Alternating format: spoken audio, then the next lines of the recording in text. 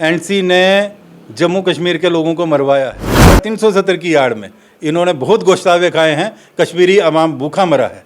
उमर अब्दुल्ला तो कह रहे हैं कि हमें सब पता है, इलेक्शन कमीशन जो है बीजेपी के इशारों पर नाचती है। देखिए, जिन लोगों ने नचाया हो इन कमीशंस को, धारा 370 की आड़ में तो जम्मू कश्मीर का सारा पैसा खुर्द वुर्द इन्होंने किया। कोई काम नहीं है। एनसी ने आज तक देश को लूटा है। इलेक्शन कमीशन अलग हुआ करता था, उसको भी ये इशारे पे नचाते थे।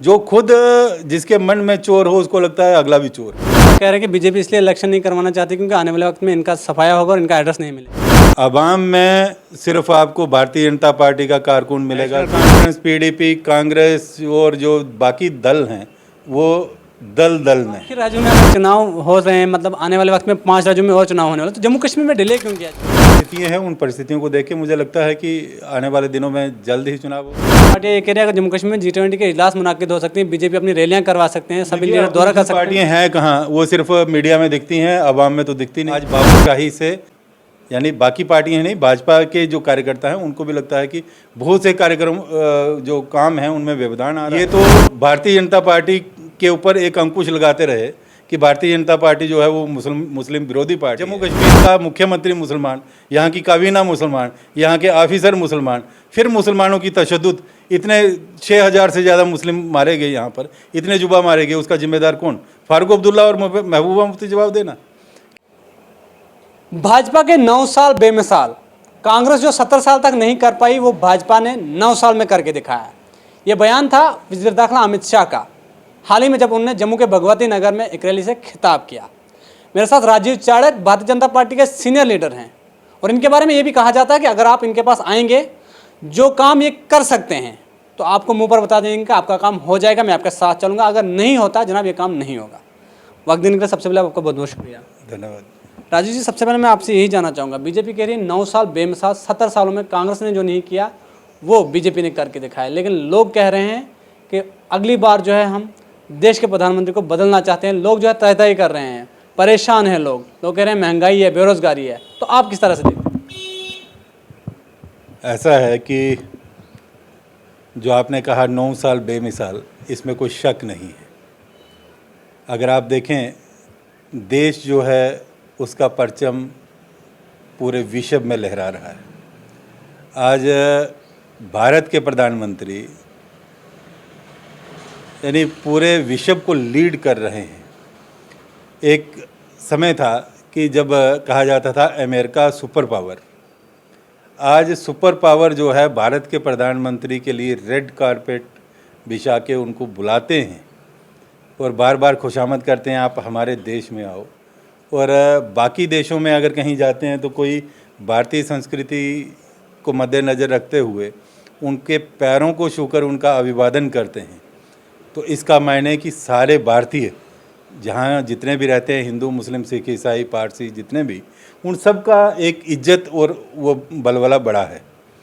यानी ये पहली बार हुआ कि भारत के प्रधानमंत्री को इस प्रकार का, पहले कहा जाता है कि चंद्रगुप्त मौर्य के जो एक विश्व लीडर हुए हैं वो भी भारत से ही थे, लेकिन उसके बाद अगर कहीं किसी देश में, किसी और देश में जाकर हमारे देश के नाम, प्रधानमंत्री के नाम का उच्चारण होता है मोदी मोदी। अब आप देखें कि अमेरिका की संसद को, ऐसे तो कई बार कांग्रेसी बोलते थे कि वहाँ जो स्थानीय लोग होते हैं, इंडियंस हैं, वो मोदी मोदी बोलते हैं, लेकिन इस बार जब वो यूएस संसद को जब वो कर रहे थे वहाँ संबोधित, वहाँ भी मोदी मोदी के जो उच्चारण हो रहा था, इसका मायने कि मोदी एक वर्ल्ड लीडर स्थापित हुआ है। ये एक देश के लिए बहुत गर्व की बात है।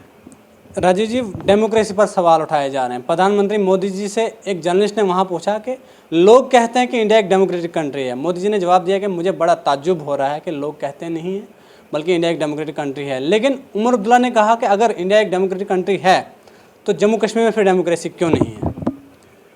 देखिए, जम्मू कश्मीर एक पहली स्टेट नहीं है कि ये यूटी बनी हो। इस यूटी में तो फिर भी चुनाव का अवसर दिया गया है कि यहाँ प्रदेश सरकार बनेगी। कुछ यूटीज़ ऐसी भी हैं, चंडीगढ़ है, वहाँ पर चुनाव नहीं होता, वहाँ विधायक नहीं है। अब हमारी जो आधा हिस्सा कट के गया है लद्दाख, वहाँ पर कभी असेंबली नहीं बनेगी, ठीक है। देश की और कहीं असेंबलीज हैं, ड्यूटीज़ हैं, यहाँ पर नहीं होगा। यहाँ के हालात नासाज हैं। चुनाव कराना किसी राजनीतिक दल का काम नहीं है, कोई पॉलिटिकल पार्टी चुनाव नहीं कराती। आपको लगता है डेमोक्रेसी पर सवाल उठने चाहिए? पॉलिटिकल पार्टी कोई चुनाव नहीं कराती। जब भी चुनाव कराता है वो इलेक्शन कमीशन कराता है, चुनाव आयोग कराता है।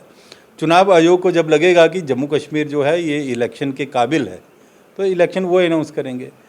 प्रधानमंत्री मोदी जी ने या अमित शाह जी ने या राजनाथ सिंह जी ने इलेक्शन अनाउंस नहीं करने, वो इलेक्शन कमीशन ऑफ इंडिया करेगा अनाउंस। लेकिन उमर अब्दुल्ला तो कह रहे हैं कि हमें सब पता है, इलेक्शन कमीशन जो है बीजेपी के इशारों पर नाचती है। नहीं, ये देखिए, जिन लोगों ने नचाया हो इन कमीशंस को, धारा 370 की आड़ में तो जम्मू कश्मीर का सारा पैसा खुर्द वुर्द इन्होंने किया। जम्मू कश्मीर का इलेक्शन कमीशन अलग हुआ करता था, उसको भी ये इशारे पे नचाते थे।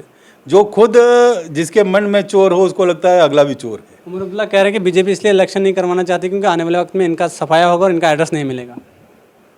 अवाम में सिर्फ आपको भारतीय जनता पार्टी का कारकुन मिलेगा जो लोगों के दुख सुख में हर समय उनके काम आता है, चाहे वो गांव हो, गांव से पिछड़े पसमानदा इलाका हो, वहां पर आपको भाजपा का कार्यकर्ता वही मिलेगा। नेशनल कॉन्फ्रेंस, पीडीपी, कांग्रेस और जो बाकी दल हैं वो दल में हैं, वो कहीं लोगों में नहीं दिखते।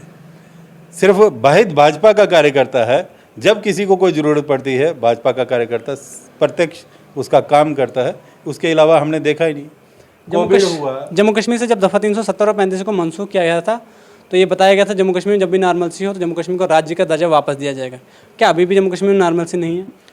देखिए, जो 1% बचा है उसको ठीक होने दो। मुझे लगता है जल्दी जम्मू कश्मीर को स्टेट भी मिलेगी और इलेक्शंस भी होंगे। हाल ही में अमित शाह जम्मू कश्मीर के दौरे पर थे। उन्होंने जो है इशारों में ये कह दिया कि 2024 में आप एक बार फिर से मोदी जी को वोट कीजिए और हमें दोबारा से प्रधानमंत्री जो है मोदी जी को ही बनाना है। लेकिन असेंबली इंतखाबात की कहीं बात नहीं हुई। देखिए, असेंबली इलेक्शन जो हैं उसकी बात करेगा इलेक्शन कमीशन करेगा। जहाँ तक संसदीय चुनाव की बात है वो ड्यू है, उसकी डेट ड्यू है, उसको कोई नहीं रोक सकता। लोकसभा इलेक्शन की बात तो वो भी वही कर सकते हैं, इलेक्शन कमीशन का। देखिए, लोकसभा के चुनाव तो ड्यू है ना कि किस डेट को होने हैं। ये चुनाव जो है ये अभी स्थगित है, पोस्टपोन हुआ है। जब ये चुनाव डिक्लेयर होगा तो डिक्लेयर करेंगे इलेक्शन कमीशन। बाकी राज्यों में अगर चुनाव हो रहे हैं, मतलब आने वाले वक्त में 5 राज्यों में और चुनाव होने वाले, तो जम्मू कश्मीर में डिले क्यों किया जा रहा है? सवाल तो उठेगा जनाब। देखिए, जम्मू कश्मीर की जो परिस्थितियां हैं उन परिस्थितियों को देख के मुझे लगता है कि आने वाले दिनों में जल्द ही चुनाव होगा, इसकी सीटें भी बढ़ेंगी और जम्मू कश्मीर को और भी कई तरह की खुशखबरी मिलेगी। पार्टियां ये कह रही है कि जम्मू कश्मीर में G20 के इजलास मुनाकिद हो सकती हैं, बीजेपी अपनी रैलियां करवा सकते हैं, सभी लीडर दौरा कर सकते हैं। पार्टियां हैं कहाँ, वो सिर्फ मीडिया में दिखती हैं, आवाम में तो दिखती नहीं। हमारा कार्यकर्ता हर समय लोगों के बीच है। हम 2400 घंटे 365 दिन चुनाव के लिए तैयार हैं। हम भी भारतीय जनता पार्टी के जितने लोग हैं वो कह रहे हैं कि चुनाव जल्दी करवाइए, क्योंकि लोकतांत्रिक जो ढांचा है वो अगर तैयार होगा, आज बाबूशाही से भाजपा ही नहीं यानी बाकी पार्टियां नहीं, भाजपा के जो कार्यकर्ता हैं उनको भी लगता है कि बहुत से कार्यक्रम जो काम हैं उनमें व्यवधान आ रहा है।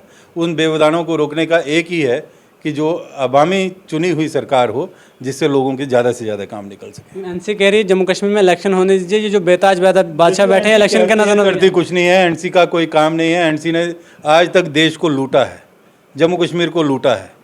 उन्होंने यहाँ का भला नहीं किया। एनसी ने जम्मू कश्मीर के लोगों को मरवाया है। ये तो भारतीय जनता पार्टी के ऊपर एक अंकुश लगाते रहे कि भारतीय जनता पार्टी जो है वो मुस्लिम विरोधी पार्टी है। लेकिन मैं हर बार एक बात कहता हूँ कि पूरे देश में हिंदू मुख्यमंत्री, वहाँ कोई मुस्लिम नहीं मारा गया। जम्मू कश्मीर का मुख्यमंत्री मुसलमान, यहाँ की काबीना मुसलमान, यहाँ के ऑफिसर मुसलमान, फिर मुसलमानों की तशद्दुद, इतने 6000 से ज़्यादा मुस्लिम मारे गए यहाँ पर, इतने जुबा मारे गए, उसका जिम्मेदार कौन? फारूक अब्दुल्ला और महबूबा मुफ्ती जवाब देना कि यहाँ पर जम्मू कश्मीर में जो तशद्दुद मुसलमानों के साथ हुई, यहाँ की आवाम के साथ हुई, ये इसका जिम्मेदार कौन है? यही लोग हैं जिन्होंने पाकिस्तान के साथ हाथ मिलाकर उन लोगों को यहाँ बार बार बुलाया। यहाँ पर इस मिलिटेंसी की आड़ में, धारा 370 की आड़ में इन्होंने बहुत गोश्तावे खाए हैं। कश्मीरी अवाम भूखा मरा है। कश्मीरी अवाम जो है था, बिजनेसमैन था, वेल एस्टेब्लिश था, पैसे वाला था, लेकिन उनका बिजनेस तबाह हो गया। 1990 से लेकर आज तक अगर आप देखें उनकी दुकानें बंद हो गई, उनके खजाने खाली हो गए। कुछ तो उन्होंने वैसे खा लिए क्योंकि कोई सियाहत नहीं थी, दूसरा कुछ वो लोग लूट के ले गए। अब जब मोदी जी की सरकार 2014 और यहाँ जम्मू कश्मीर में ये हमारी सरकार यहाँ पर आई, उसके बाद कश्मीर नॉर्मल हुआ, वहाँ शांति हुई। आज लोगों का बिजनेस चल रहा है, सियाहत बढ़ रही है, उनके खजाने भर रहे हैं। आज उनको पता चला है कि हमारा वेल विशर कौन है, भारतीय जनता पार्टी है, नेशनल कॉन्फ्रेंस है या पीडीपी है। चलिए, बहुत बहुत शुक्रिया। राजीव चाणक्य जी हमारे साथ बातचीत करने के लिए मौजूद थे। उन्होंने कहा कि ज़मीनी सत्ता पर अगर आपको कोई नज़र आता है तो वो भारतीय जनता पार्टी का लीडर है। नेशनल कांफ्रेंस और पीडीपी के लीडर सिर्फ मीडिया में नजर आएंगे आपको। आप लोग भी अपनी राय कमेंट बॉक्स में ज़रूर दीजिए।